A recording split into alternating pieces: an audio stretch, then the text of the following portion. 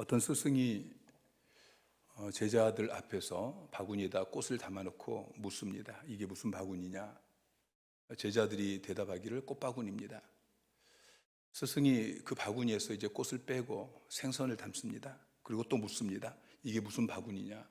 제자들이 대답하죠. 생선 바구니입니다. 스승이 제자들에게 말합니다. 맞다. 똑같은 바구니지만 꽃을 담으면 꽃바구니가 되고 생선을 담으면 생선 바구니가 된다. 사람도 마찬가지다. 사람도 그 안에 쓰레기가 담겨져 있으면 쓰레기 같은 사람이 되는 것이고, 그 안에 향기로운 꽃이 담겨져 있으면 향기 나는 사람이다. 여러분의 마음속에는 무엇이 담겨 있습니까? 여러분 마음속에 냄새 나는 것이 담겨 있습니까? 아니면 향기 나는 아름다운 것이 담겨져 있습니까? 자, 우리 마음에 무엇을 담느냐 하는 것은 매우 중요합니다. 더러운 것을 내 마음에 담아 놓으면 내 삶이 더러워집니다. 내 마음에 분노를 담아 놓으면 내 마음이 거칠어집니다. 말이 거칠어지고 그리고 싸우게 되어지고. 그래서 솔로몬은 우리가 지킬 것이 많이 있지만 무엇보다도 우리의 마음을 지키라고 권면하고 있습니다. 여러분, 마음이 가장 중요하다는 것을 기억하세요. 솔로몬은 생명의 근원이 마음에서 나온다고 말하고 있어요.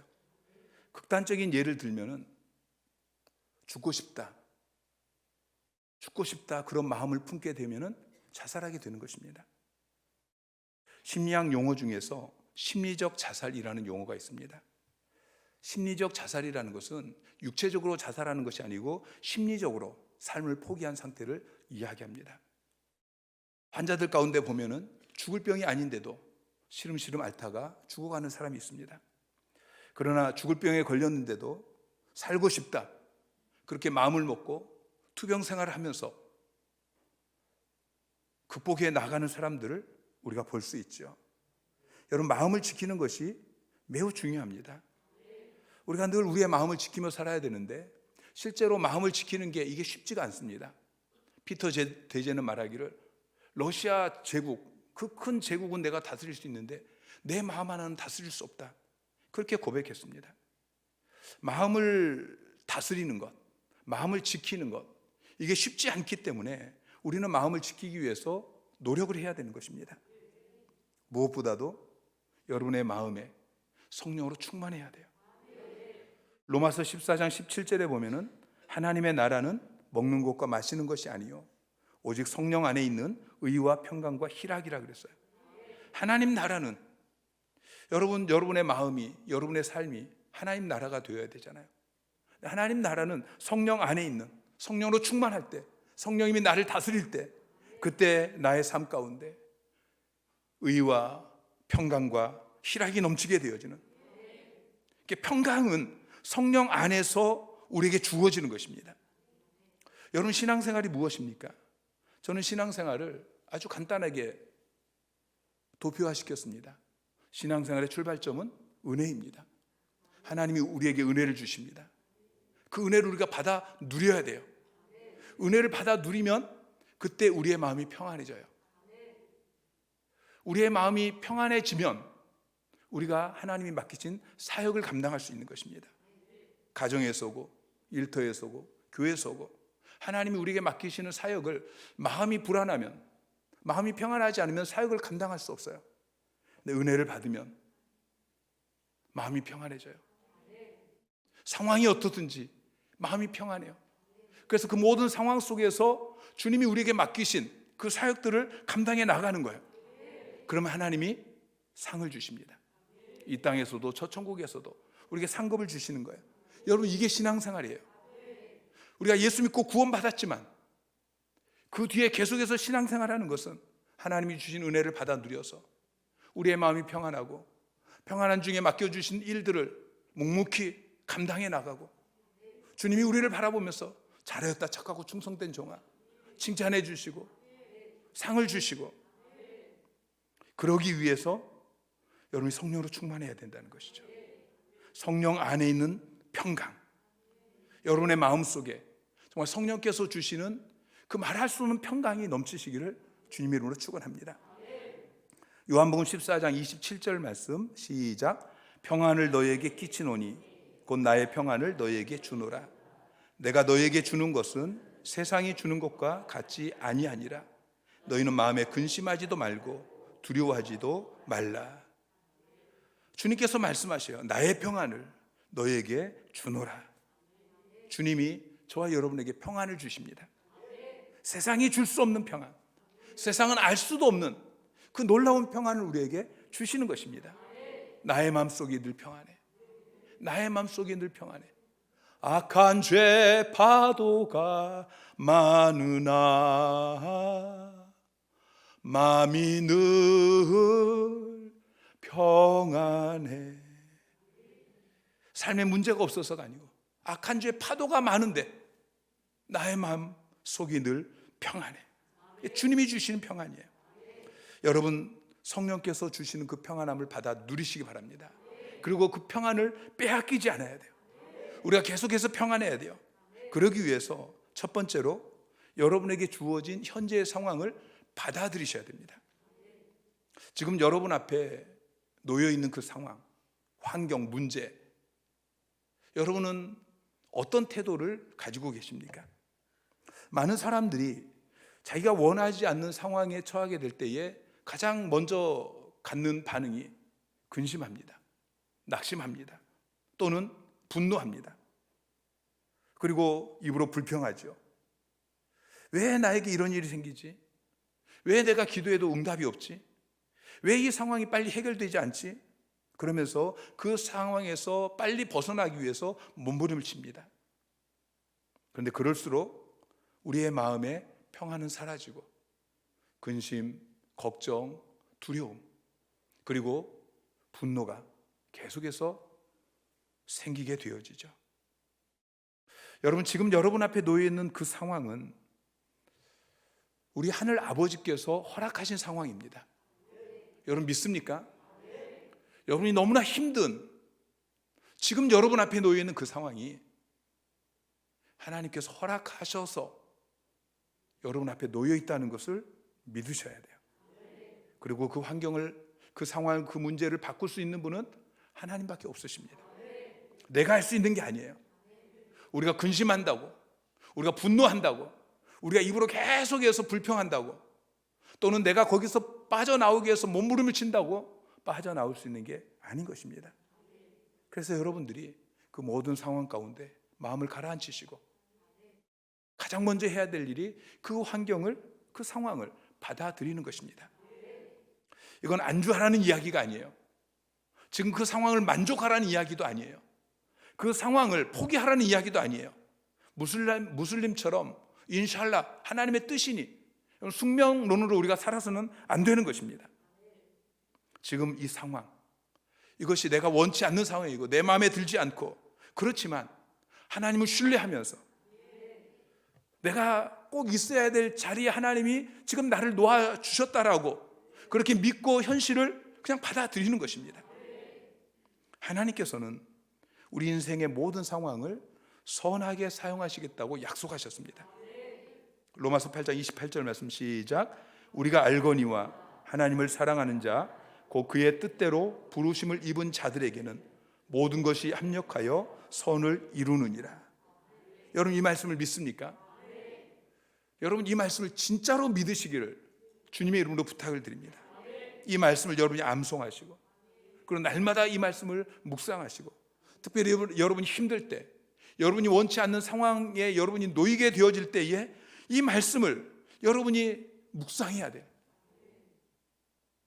이 말씀을 믿음으로 선포해야 돼요. 그런 말씀인 것입니다. 여러분 어떤 순간에든지 이 말씀을 붙잡으시기 바랍니다. 지금 상황이 그렇게 좋지 않을 때에도 그 상황을 그냥 그대로 받아들이시고 그 자리에 묵묵히 버티고 있을 때에 하나님께서 하나님의 때에 악을 선으로 바꾸어 주십니다. 고난을 축복으로 바꾸어 주십니다. 여러분 요셉을 보세요. 요셉이 오랜 시간을 원치 않는 종으로, 노예로 살지 않습니까? 억울한 누명을 쓰고 감옥에 갇혀서 그렇게 오랫동안 있습니다. 그런데 요셉은 그 상황 속에서 낙심하지 않습니다. 포기하지 않습니다. 절망하지 않습니다. 분노하고 불평하고 싸우고 그러지 않습니다. 요셉은 그 상황을 그대로 받아들이고, 그리고 그 상황 속에서 평안한 가운데 주어진 일을 최선을 다해서 감당합니다. 하나님, 저는 하나님께서 저를 이 상황에 놓으셨다고 믿습니다. 억울하지만, 힘들지만, 이해할 수 없지만, 그러나 내가 부정적인 생각에 머물러 있지 않겠습니다. 하나님께서 결국 이 모든 상황을 선하게 바꾸어 주실 것을 믿기 때문에 내가 최선을 다하겠습니다. 이게 요셉의 태도였습니다. 그러니까 하나님께서 요셉과 함께 하시고, 그래서 요셉의 삶이 종으로 있을 때나 감옥에 있을 때 언제나 형통하게 되어지고, 마침내 애굽의 총리가 되어진 것입니다. 우리가 동일하게 하나님을 믿는 믿음으로 우리에게 주어진 이 상황을 받아들인다면 하나님께서 저와 여러분에게도 똑같은 은혜를 베풀어 주실 것입니다. 목포 무안에 코로나 환자가 급증하면서 저희 교회도 지난주 이 코로나 환자들이 많이 확진되기도 하고, 또 자가격리 되기도 하고, 또 어떤 분들은 또 두려워서 교회를 못 나오기도 하고, 그래서 지난주에는 주일 낮 예배에 3분의 1밖에 나오지 못했어요. 치유수양회가 취소되어지고, 우리 교회 역사 가운데 치유수양회가 취소된 적은 처음이에요. 새가족학교, 제자대학, 그리고 전도소 그룹이 한 주씩 연기가 되어졌어요. 저는 저도 자가격리 확진되어지고 자가격리 되어져서 주일 낮 예배에 이곳에 있으면서 나오지 못하고 영상으로 예배를 드리고, 그리고 자가격리가 해지된 지 벌써 일주일이 지났는데 아직도 여전히 몸이 약해요. 조금만 무리하면 힘들고, 아직도 기침이 나오고,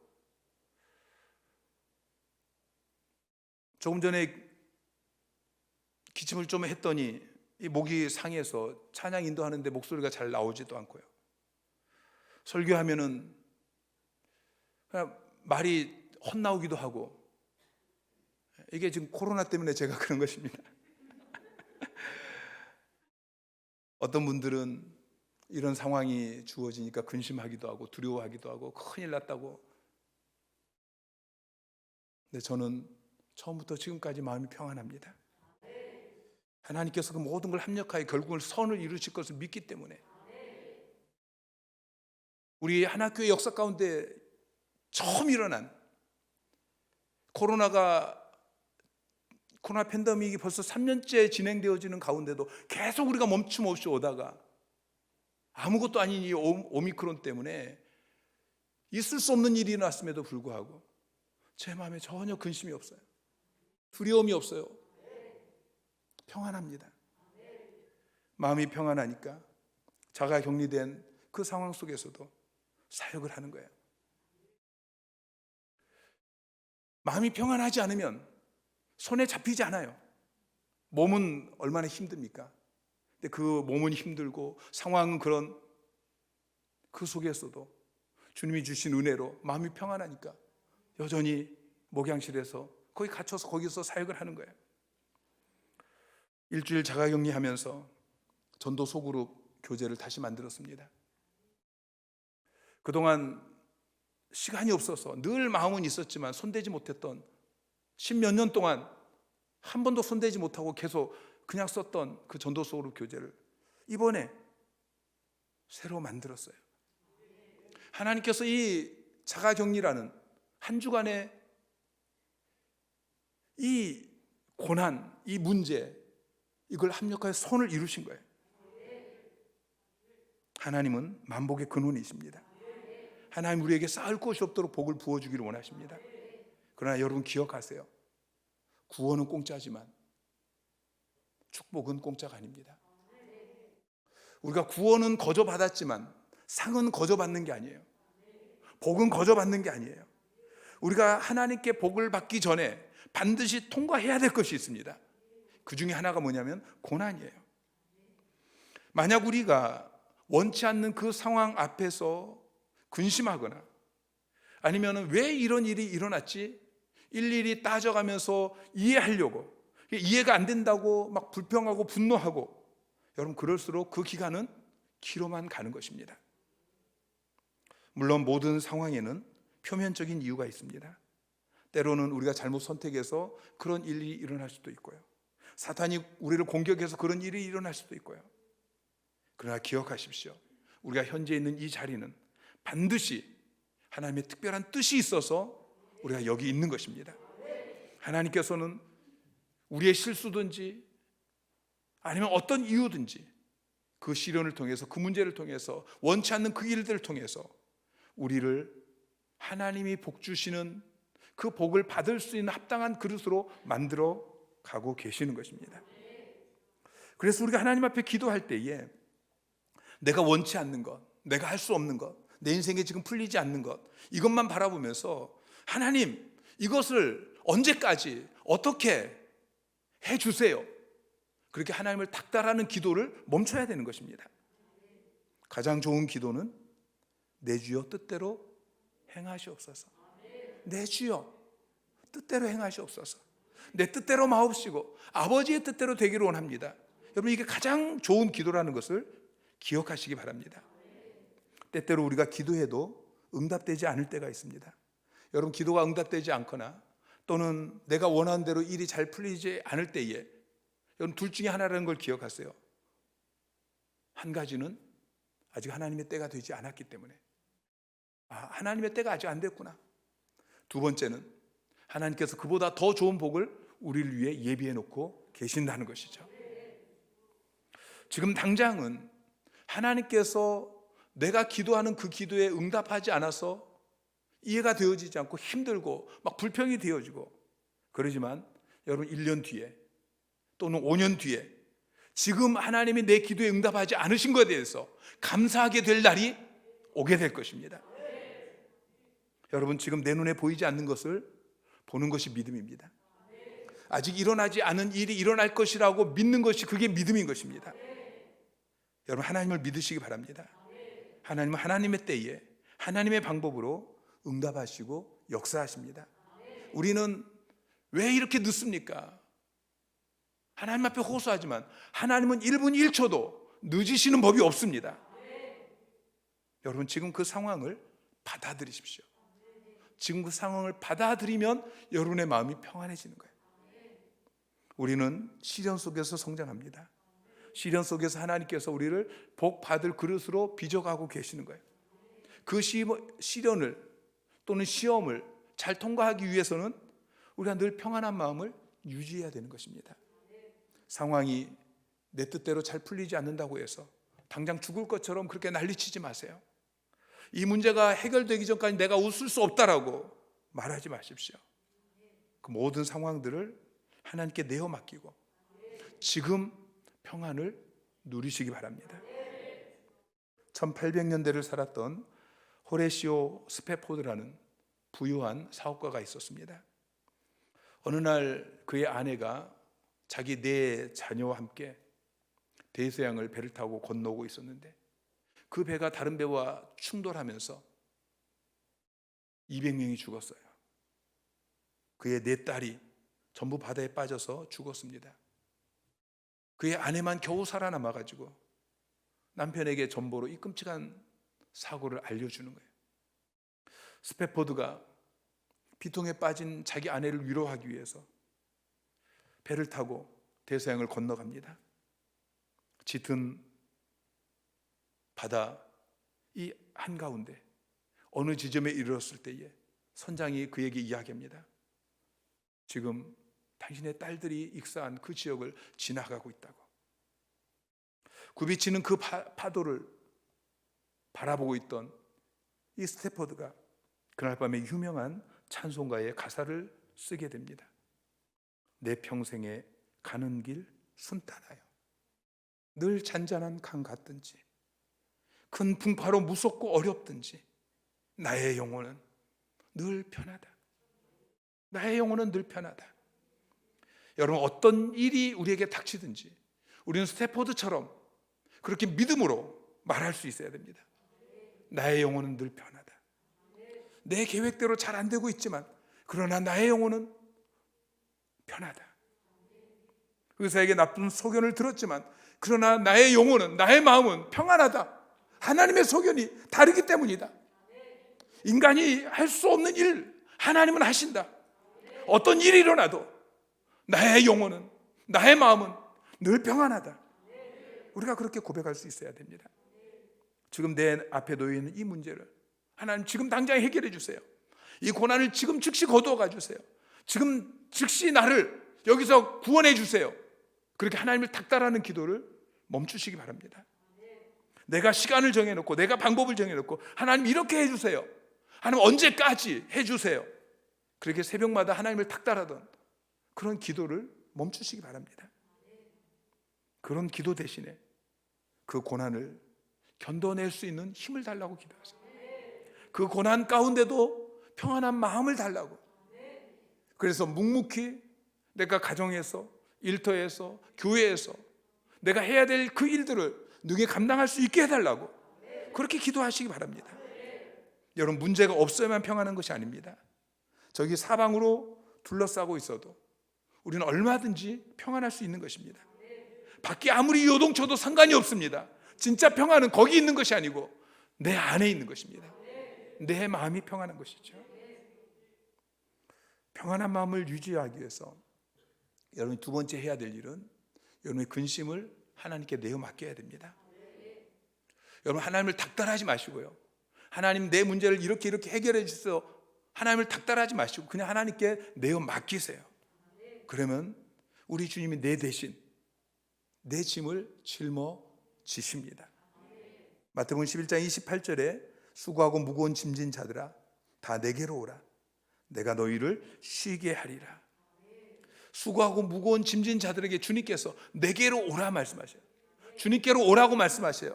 그럼 내가 너희를 쉬게 하겠다, 내가 너의 짐을 대신 짊어지겠다라고 말씀하고 있는 것입니다. 우리의 삶 가운데 수고하고 무거운 짐이, 특별히 우리의 마음의 짐이 너무 많을 때가 있어요. 내가 감당할 수 없는 그런 마음의 짐.